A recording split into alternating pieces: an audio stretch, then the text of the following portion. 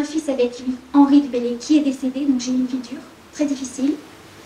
Et j'ai épousé, à 52 ans, un jeune homme de 24 ans plus jeune que moi. À Chaours, le jeudi 14 août, une visite immersive était proposée pour découvrir l'art et les secrets de l'église Saint-Jean-Baptiste, notamment l'incontournable mise au tombeau. Deux guides costumés incarnant des dames de la cour du XVIe siècle accompagnaient les visiteurs.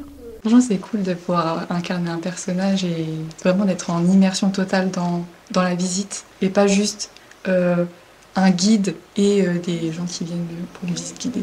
Un personnage au cœur de la visite de l'édifice religieux, Louise de Clermont-Tonnerre. Cette dame de compagnie de Catherine de Médicis a vécu 92 ans. Un profil intéressant car ayant traversé un siècle de renaissance, l'idée de l'Office de tourisme Haute-Armance a été d'imaginer une visite de Chaours par celle qui était surnommée la commère. C'était une dame de lettres, elle parlait plusieurs langues, comme beaucoup de dames d'honneur de Catherine de Médicis. Donc c'est un personnage vraiment qui était très pratique pour présenter Chaours sous le prisme de la Renaissance.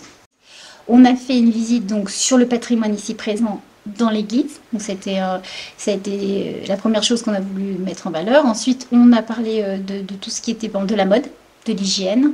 On a fait aussi des quiz sur l'architecture, sur l'art. Est-ce que les gens pouvaient reconnaître entre les deux? Donc c'était assez drôle.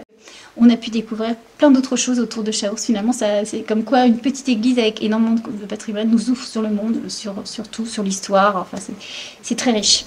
Une nouvelle visite immersive du village est proposée, mais cette fois-ci en version nocturne, au cœur du 19e, le samedi 23 août. La réservation est obligatoire auprès de l'Office de tourisme Haute-Armance.